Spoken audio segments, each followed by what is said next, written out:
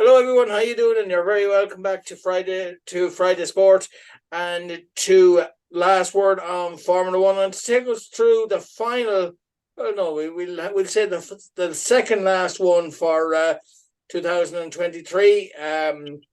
Last word on Formula One. We have the one and only Formula One expert, Michael O'Grady. Happy Christmas to you, Michael, and to you and your family, and all the Mexicans down there, down in the southeast. Yeah.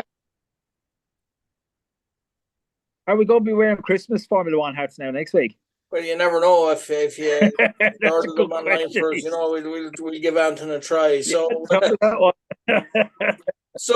yeah. So today we're We going hadn't to do thought of that, and today we're going to do an overview yeah, a of little look this. back at what's been going. Yeah. Yeah. Just a look back at the season and sort of where people were and what we thought of everybody and all that sort of crack. I mean, there's no easy way of putting it, really. For what raw numbers, 2023, sort of Red Bull were just, it was all very one-sided, wasn't it? And then another way you could say it was dull as dishwater. It didn't really change I that suppose much. it depends on what Did you it look actually? at I suppose from race to race, or like what you look for in Formula One, or what you expect from Formula One. Basically, Yeah. what I mean by that is from race to race, and overall what you expect out of a full season. But look, I suppose going into it, I suppose everyone said probably Max Verstappen. Yeah, Yeah, like when yeah, you look at the driver, when you look at the table, the drivers' table, and how they finished. I suppose we say if you were to look, we say rewind back to the start of the season and say, right, at the end of the season, this driver will finish here, this driver will finish here, and this down the line. Did it more or less kind of pan out the way? Obviously, look, Max Verstappen aside, do you think that maybe kind of looking at the table, it more or less finished the way you thought it would? I suppose Max Verstappen winning, that was a great shock, as we all know. I don't know where that came from. Down to the I saw last that race in the coming. wire. Yeah, yeah. And Sergio Perez, I suppose technically, Sergio Perez coming second, so far behind Max Verstappen. I wouldn't have predicted that. I kind of would have predicted both Red Bulls to go dancing off into the distance and for nobody to come near them. That's what I was expecting. And, it was a little bit touch and go for Sergio Perez on a couple of occasions. I have to admit, for second place, yeah, I'd have expected him in second. I wouldn't have expected him so far down. I mean, if you're looking at it, Max got 570 something odd points, I think, and Sergio Perez was on 280 odd points, somewhere around there. There's a big deficit there. I mean, what's that, 170 points or so?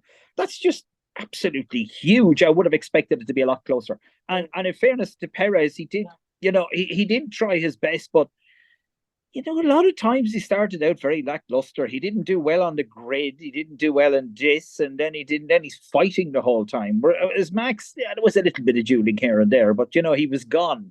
And kind of you expect what with the car that if two guys have the same car, well, they're going to be pretty comparable. Obviously, not in this case. Obviously, Max Verstappen is a force of I nature suppose of some shape. the way it was between the both drivers was, I suppose it came down to they both had the same car, but I suppose what it came down to between first and second was driving ability more so than the car. Because like what other Yeah, factors could you put it down to? Because I suppose when you look at it, the way the season went. I know he's a great mm, driver, but would anyone have expected Max Verstappen to have won the thing halfway through the season? Like, I mean, to have it in the bag at that stage so soon. I mean, yeah, not saying yeah. he shouldn't have, but to have won Yeah. nearly all the drive, to be in that position halfway through the season takes a special Mm. driver. Yeah, it does actually. Yeah, and I don't think anyone saw it coming as that far ahead this year. I mean, they were dominant last year, and normally dominance is great and all that, but your next year after that's always a little bit more wobbly. You've never actually. it's been a long time since, if ever, anyone has ever seen dominance like that in a Formula One season. Will it roll on to next year? That's for another show. Yeah, that's it. And I suppose We're really, going to stick with it. yeah, because that's what I was going to Absolutely ask you. amazing, Have really. we ever seen anyone anywhere even near that to be that far ahead at Christmas? Well, No, halfway through the no, season. that's exactly. Yeah. Yeah. Well, I suppose there's a reason why fourth highest paid sportsman in the world currently, isn't there? And it's obviously not You're just number because three, he's obviously. winning races and everybody. You're number three, and Michael. Oh well, and Mr. Egan will be Paul Egan will be second. Yes, and we can neither confirm nor deny who's first. Yeah. I'll give you a clue, folks. It ain't me. Well, yeah.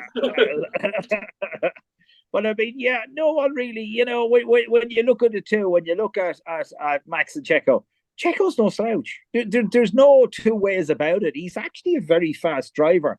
The points really don't reflect that man's abilities. Okay, he did get a bit demoralized, I'd say, in the third quarter of the year. He really was struggling a lot. He really was having problems. But I mean, he's a very, very good. He'd be a number one driver in any team with Checo Perez. And you're looking at the difference a driver makes to a car. You'd have to say, Perez has been paid a lot for a reason, or not Perez, I should say. Verstappen's been paid a lot for a reason, because if he can have that he justified it. He justified his pay. Absolutely.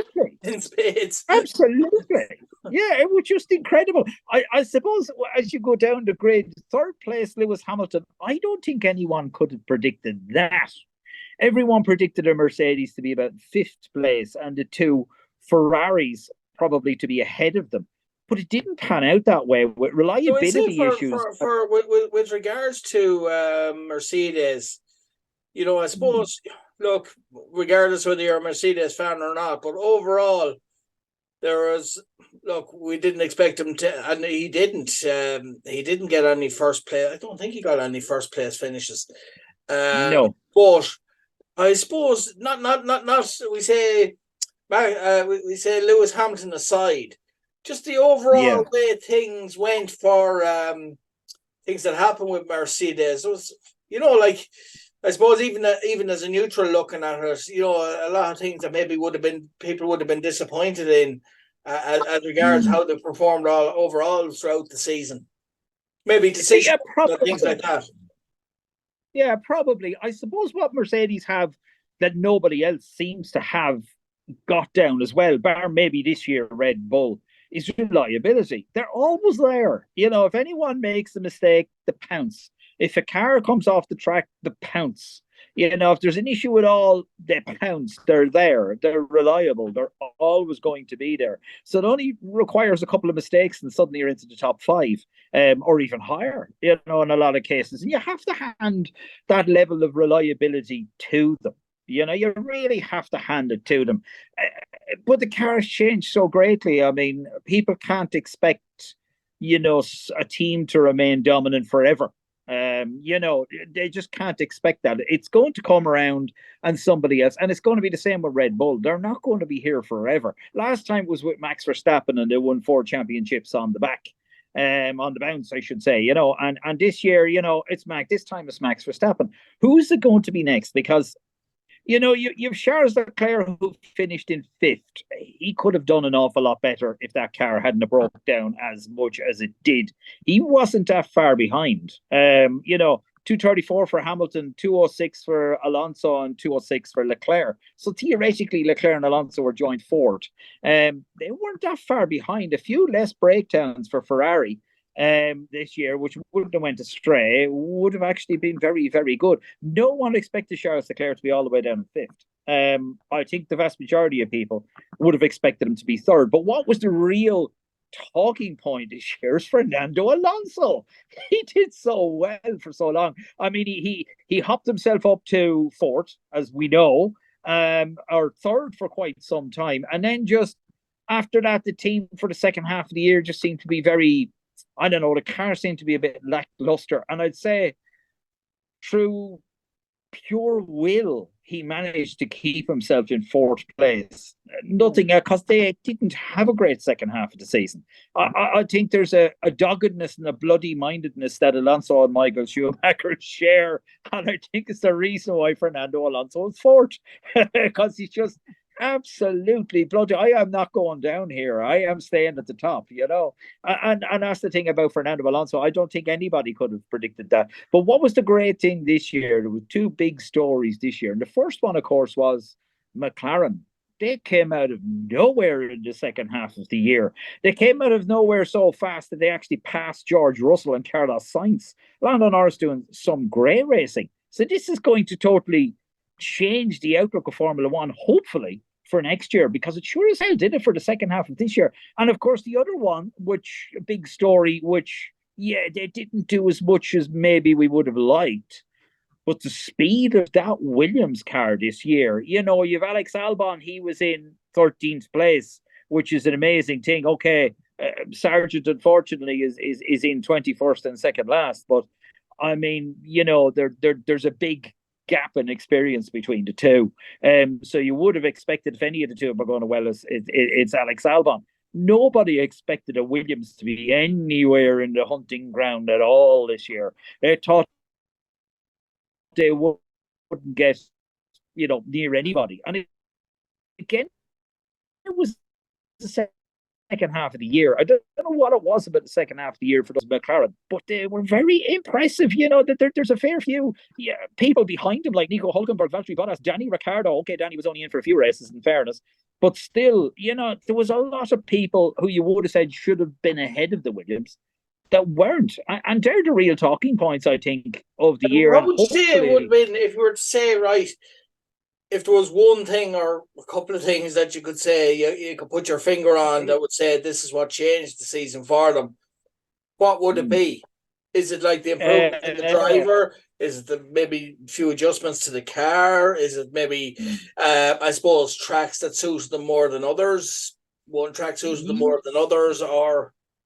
The funny thing with McLaren, it's obviously the car with the driver to a certain extent. But I mean, Oscar Piastri got into 9th place and Norris 6th. So they're not actually that far apart when you think about it, considering Norris seems to be the more dominant driver. And Oscar Piastri really is a newbie in the sport, So, I mean, there wasn't that much in between them, but it's just the tweaks on the car, the updates they brought. Suddenly, competitive. We had our summer outing and our summer break, and everyone went off on their jet skis or, on their millionaire jet planes because they're Formula One drivers, and off they went for their summer holidays.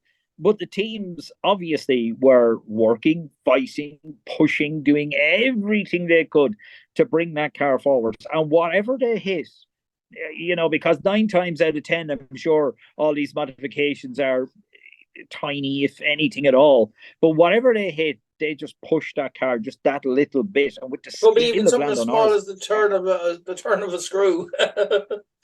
be a simple enough thing. You just have to look at Aston Tire Martin. selection. What a start! Yeah, exactly. Aston Martin had an amazing start. Nobody saw it coming. Suddenly, first race of the season, Fernando Alonso, after moving to Aston Martin, 3rd place. Who saw that coming? Nobody saw that coming. We didn't expect Aston Martin to get into the top 10. Never mind 3rd. But then it was like they turned the screw the opposite way to McLaren, in that it turned it the opposite way, and suddenly the car got slower. So it goes to show you that upgrades don't always make a massive difference. Indeed, it's not that really, I suppose. It would be unfair to say Aston Martin will go backwards. Well, it's not really. It would be more everybody else's step forwards was more significant than Aston Martin's step forwards, shall we say. Maybe that's a fair sort of way to put it. It did seem like we're going backwards, but maybe it's a fair way to put it. But nobody saw that coming at all. Nobody saw Aston Martin and McLaren definitely are going to be major players next year. Maybe with the driver, with the drivers, or the... With the drivers to a certain extent, as we know, look, it's hard to put your finger on these things in a lot of the cases. If you're looking down the grid, Max Verstappen, Sergio Perez, Max is obviously a level above. You could say that straight away. When you come to Hamilton and Russell. Hamilton was third, Russell was eighth. But I'd have said no. I'd said they're very even drivers.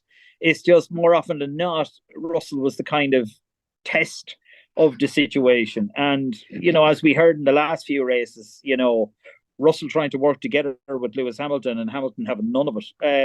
It's not going to help a driver, really, is it? That's really Because I mean, like not going to we help. say a form like we say like Lewis Hamilton, and we said about it psychologically.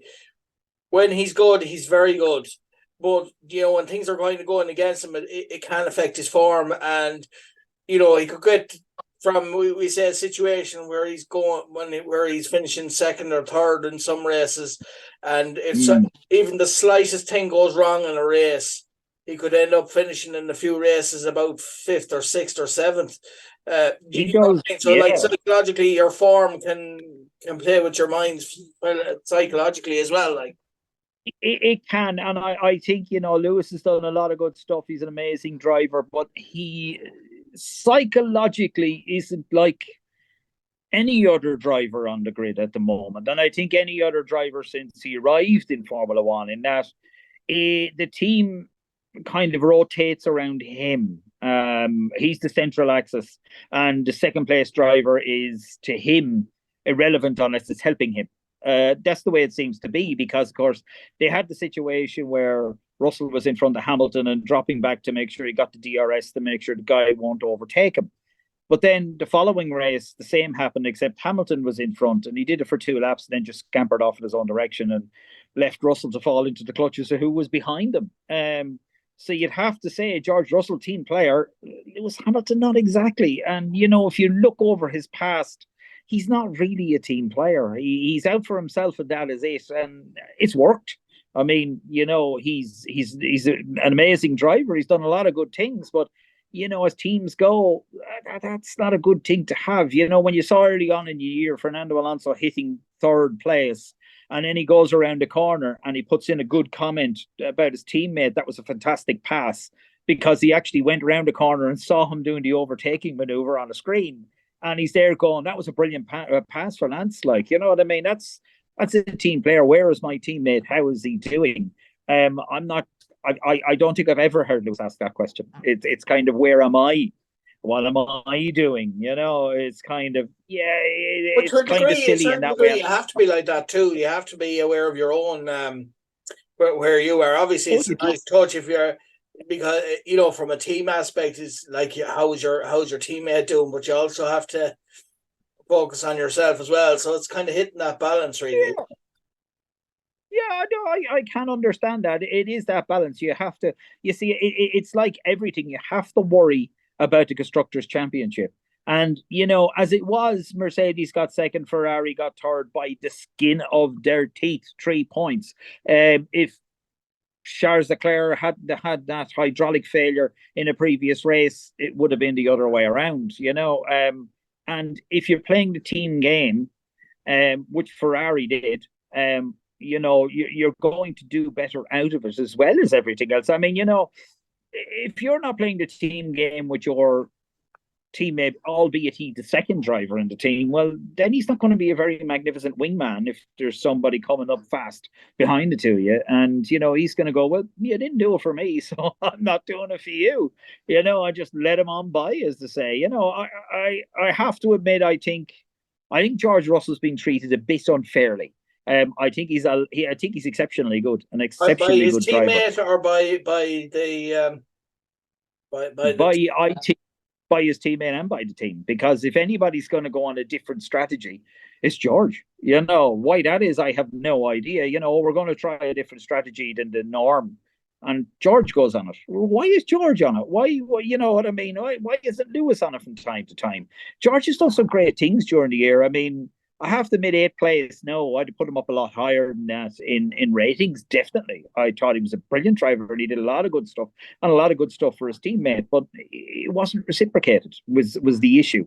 He didn't get the benefit of that back. So that was kind of a bit unfair, I have to admit, to a certain extent. On other teams, I mean, I'm talking about Ferrari playing a good team game, but they didn't at times. There was a couple of races there where they were fighting each other instead of right, let's get the guy in front of us. You know what Yeah. I mean? That's what you should be doing. It doesn't matter which one of the two he is in front. Let's get the guy in front of us again. The best team playing team out there is McLaren. I mean, Norris and Piastri absolutely looked out for each other, helped each other. You know, the guy, you know, your teammates come behind you. He's faster. No problems. I'm getting out of the way.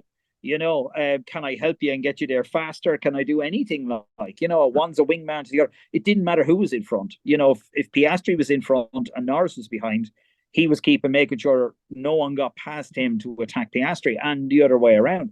That's a team player, you know. Let your teammate. It was very tactical then in that sense.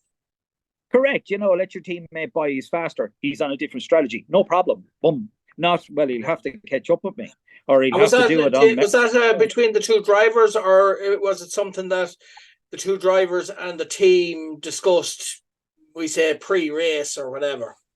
I would have said that should be a no-brainer from a driver's perspective. Your team is technically, theoretically, should be coming before anything else. Your team should be number one. They're the ones that put you there. They're the ones that are paying your wages. You know, to me, that's the way I would see it.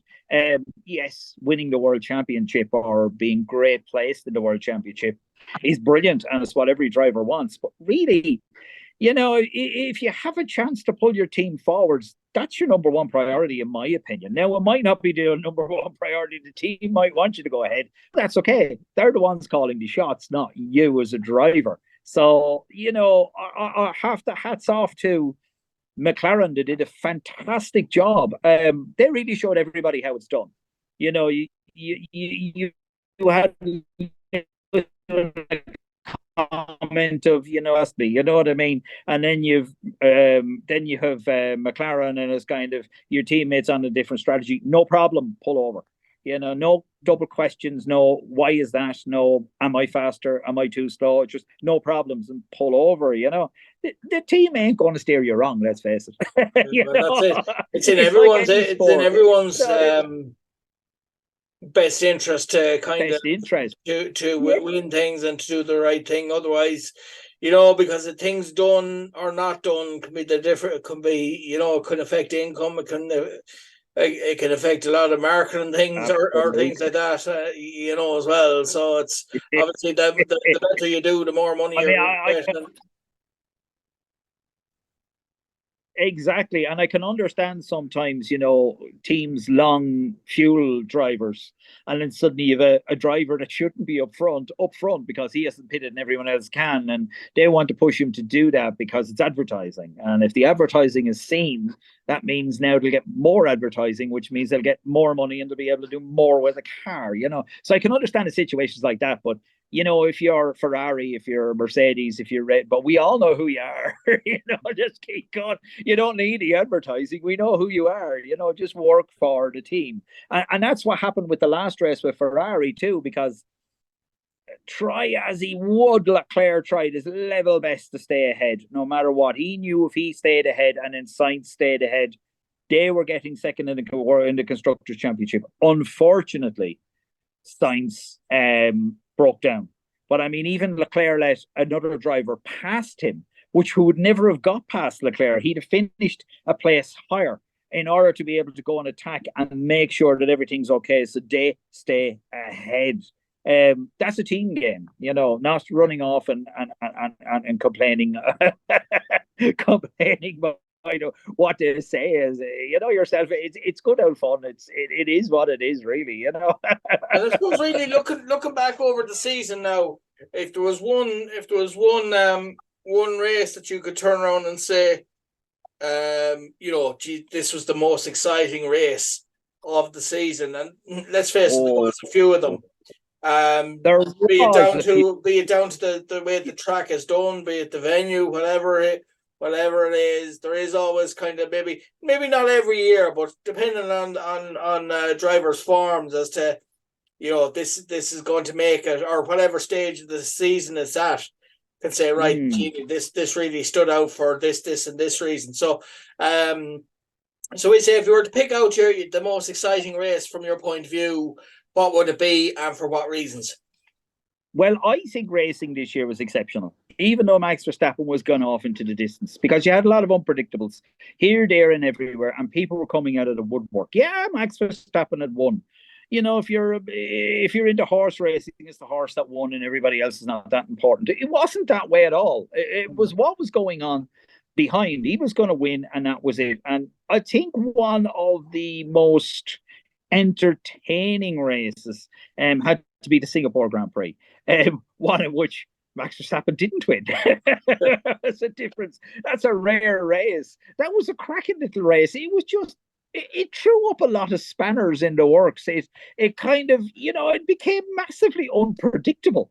I don't think anybody really thought Max Verstappen could be stopped or could be beaten or anything like that. And I mean, when you stop and think you're about a it, it was Verstappen fan, like, so for you to say that is exactly. And it's a crazy little race as well. Do you know what I mean? It being a street circuit, you think, Max is going to do superb here. Max is going to do absolutely brilliant here. He loves street circuits. But he didn't. He didn't do as well as he thought he was. Max thought a slam dunk we're going to have here at Marina Bay, and no, it wasn't that at all. And I think, despite the fact there's been great races during the year, and I would even say probably more entertaining from some of the drivers, I think that captured everyone's attention because Max Verstappen didn't win. And everybody else was scrambling and fighting and clawing and biting and anything else they could do. Well, I think if you were to say that about it, and he didn't win that particular race, but I think at the stage of the season that particular race was, he had it in the bag anyway. So I'm not saying he is the ultra professional. He wants to win every race, but maybe wasn't a case that maybe he came into his mind. Well, look, I don't need to win this race. Give someone else a chance. That's very seldom you see that from a professional sports person. But, like do you see where I'm coming from? I do. I see exactly what you're going. No, Max wants to win everything. I mean, you look at it this year. He's won every single race bar one. That's the one, yeah. I mean, that's just 19 victories on the trot, like, I mean, that knocks for out, what is it? Alberto Ascari had 10 wins in a row. And that's been the kind of picture, the benchmark for everybody for 71 years, and suddenly Max Verstappen, no, I'm not going for that. I got to do better than that. I mean, it's just crazy, really. Just absolutely crazy, I have to admit, in what it was. And I suppose the fact that Max didn't win, it just made it so exciting. It really did. And it's a night track. The lights on track, and is he not able to see because of the lights? Is he, is this going to be an issue for Red Bull if they got a problem? No, they just didn't do very well that day. It was one day they just did not do very, very well. And it was as simple as that. And it didn't matter. Max Verstappen driving the wheels off the car made no difference whatsoever. I think as well it made the last part of the season more exciting, even though Max Verstappen was the world champion. I think every other driver decided, hang on a minute now, he's not perfect. I have a chance here. You know what I mean? And take a dig at him. Yeah, and that brings us on to, I suppose, the newcomers, how they got on. I suppose, from that point of view, it's kind of, maybe they finish a good bit back. But I mean, sometimes you get that little gold nugget that, that newcomer that really does it, that really is a trailblazer in their first season. Well, that's very true. Well, let's face it now, Oscar Piastri's going places. He's not around very long and he's going places big time. As for the rest of them that are there, only starting in maybe a year or two in, I mean, if you're in your second year, you really are still, the L plates are still on. You don't get the N plates till your third year in it, really, and then you're off fully comprehensive after that, as to say, no such thing as third party fire and theft. I can neither confirm nor deny that. I think Oscar Piastri was an absolute standout drive. He really did. He started off a bit, hit and miss, and he just did exceptionally well. He even won a sprint at one stage. A fair play to him, I have to admit, for all that. You had Nick de Vries in the AlphaTauri.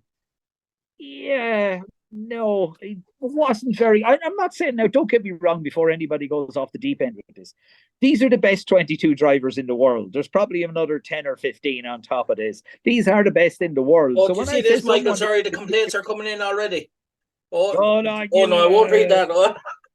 Nick de Vries fans, I know that. You know what they're like.